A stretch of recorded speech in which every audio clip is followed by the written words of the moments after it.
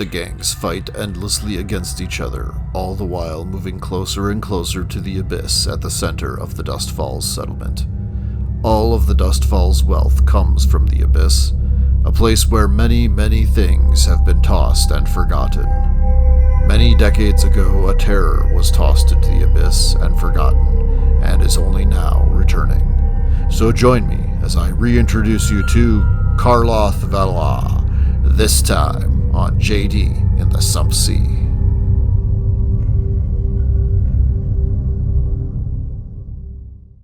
Welcome back to JD in the Sump Sea. I'm Jay, and today I'm bringing back an old character from the old 90s Necromunda, Karloth Valois. I talk about his background, I paint up the miniature, and I go through the standings from campaign week 5 and 6. And if Necromunda painting, hobbying, tactics, and more are up your alley, then make sure you grab your Warhammer and smash that like button and smash that subscribe button, and don't forget to hit the black bell icon to make sure you don't miss any of our videos. So I had the idea of painting up Karloth because I've had the figure for many years, and the idea of a psychic vampire who can control zombies always intrigued me. What was really cool was that after my last video, Elle was so intrigued by the art for Karloth that she sculpted him out of green stuff and gave him to me. It was very nice, and she's a very good sculptor, as you can see. I didn't get her sculpt painted in time for this video, but I'll have it in time for the next one. It's been really hot and humid here recently, so spraying Karloth just wasn't an option. I painted him with black craft paint from Michaels. I had to do several coats because it just wasn't covering the metal very well. Once I painted it black, I thought about doing a Zenithal highlight. When I first heard of the technique, I thought it was only something you could do with an airbrush or spray paint can, but turns out dry brushing also works well. Now, I've shied away from doing Zenithal in the past because it seems to require the use of Games Workshop's contrast paints or Army Painter's speed paints, and I am not a huge fan of that style of painting, so I usually just do the white spray primer nowadays. Today I decided to do the Zenithal not because I wanted to use contrast paints, but because it could highlight all the fine detail this mini has. I really love the old Games Workshop metal miniatures. There's just something about them I can't put my finger on. After the Zenithal was done, I started using my War Colors Nostalgia 94 paints, which I thought was quite appropriate for the model of this vintage. I'm going to switch gears now and talk about week 5 of the campaign. In week 5, we had 13 people show up, so this would be my second game of the campaign. I only play when we have an odd number of players. I ended up playing Ty and his Ogrins. Lucky for me, I bought a Warp Horror Brute during the downtime, and we played the Zone Mortalis mission Sneak Attack with several Bad Zone Delta tiles. The Warp Horror quickly overwhelmed 2 Ogrins, and Ty called it a quits. I won the Needleways territory. Paul K's Orlocks played Ian's Enforcers for the Sludge Sea. Ian was proxying Enforcers with Sisters of Battle, and he had an Ambot. Ian ended up winning the battle. Dale challenged Chris's Escher with his Squat Prospectors, and it didn't go very well for Dale. He lost most of his gangers and decided to drop out after this week. Jacob P's Deluxe played Mike A's Chaos Helots, and Mike won the Golden Spider, as they both had to fight off some spiders. Braden's Caudor played Chuck's Enforcers for Tolliver's Marina. Chuck's Enforcers won the game, and this is where they started getting quite powerful. Mike P's Enforcers played Benjamin, and Mike P won the Port of Rust. Nathan Z's Goliaths played Banjo's Escher, and Nathan Z won the Wastes territory. So if we look at the week 5 standings, there are some notes this time. All 3 Enforcer gangs won their matches, meaning all 3 of them had a territory that they could sell or give away. This exchange of territories shifted the balance of power in this campaign, and by the end of week 7, this shift will have proved significant. Other things of note is that Dale dropped out after this week, Chris is pulling away with wealth, and Chuck and Mike A are all very close when it comes to rep and opposing gangers taken out of action. The top win percentages belong to Chris, Mike A, and Nathan Z. Mike A, Nathan Z, and Chris, again, lead the way with the most amount of territories. Getting back to painting, I mix up some of the War Color Nostalgia 94 paints to make an orange, which works pretty well and has decent coverage. It's kind of funny how later I would go over this with a wash, completely changing this back to red. But since I had success with mixing red and yellow, I try mixing the orange with a little blue to try and give myself a different, hopefully darker shade, which wasn't included in the box set. This new blue color actually looks quite nice, and I use it for the gloves and the robes under his long coat. Again, I get excited by the success of mixing colors and try to make purple next.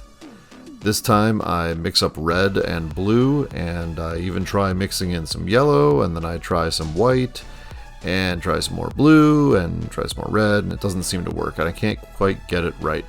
So I just go right back to Citadel's Genestealer purple, and I use that instead. I use the purple to accent the long coat details, like the lapels and the front of the coat.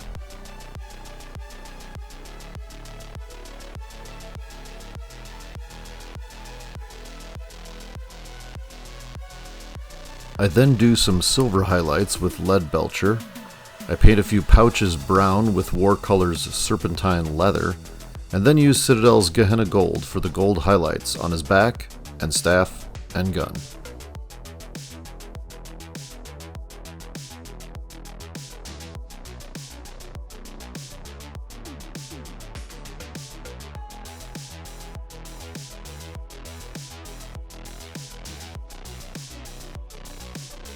All I have to do now on Karloth is the details and then the washes. As I handle the details, I'm going to switch gears again and talk about week 6. We had 12 people show up this week, and I allowed people to team up to take on another player. This week the two Jacobs teamed up to take on Chris. They won the mission, and Jacob A took the Tech Bazaar. No one else decided to do a team up, so we had 3 1v1 games and another 3-way game. Benjamin and Ty C played for money and rep, and Ty won, but no territory was at stake. Ben S and Nathan Z played for the Stinger Mold Sprawl, and Nathan Z won, retaining his territory. Mike A played Braden, and Mike A won, so he got to keep Tolliver's Marina. And finally, the 3-way game was Banjo, Mike P, and Chuck. Chuck ended up winning the game, but there was no territory at stake. The Week 6 standings are still dominated by Mike A and Nathan Z and Chris T, but Jacob A gained a territory, putting him only one behind Nathan and Mike. The ganging up mechanic did not work how I wanted it to. I had hoped that the 2v1 games would be more balanced, and I'm afraid the Jacobs vs. Chris game was not very balanced. In the future, I would want to think more about how to do a 2v1 game.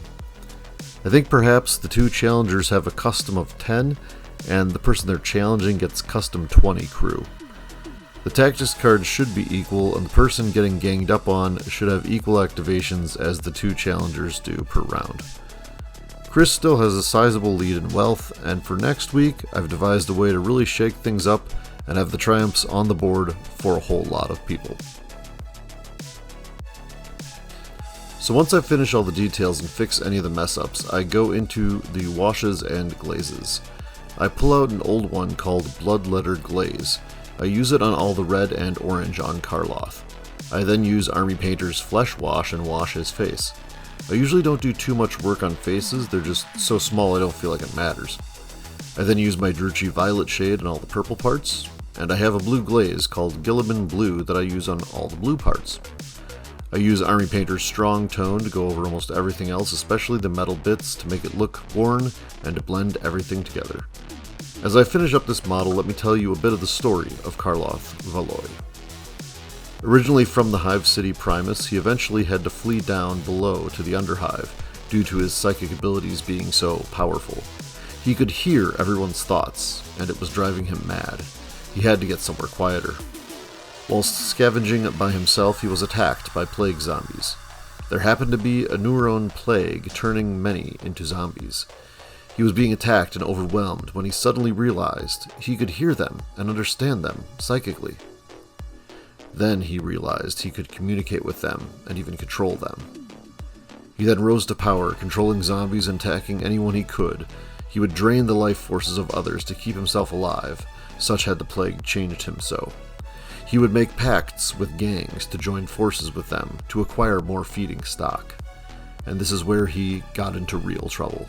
The Caudor and subsequently the Red Redemption caught wind of him and crusaded against him, forcing him to the edge of the abyss and finally overwhelming his zombies and forcing him to fall deep, deep into the hole of the abyss.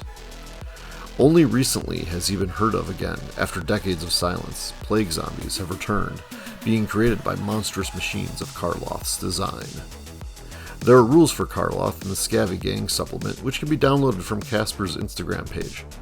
I'm using a modified version of him for our final campaign game, but more on that in the future.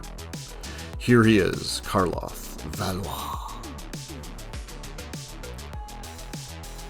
So I hope you enjoyed my dive into Karloth Valois? Anyway, I hope you enjoyed this video. If you do want to download the Scavvy Gang, it is available from Casper's Instagram, which I will link in the description below.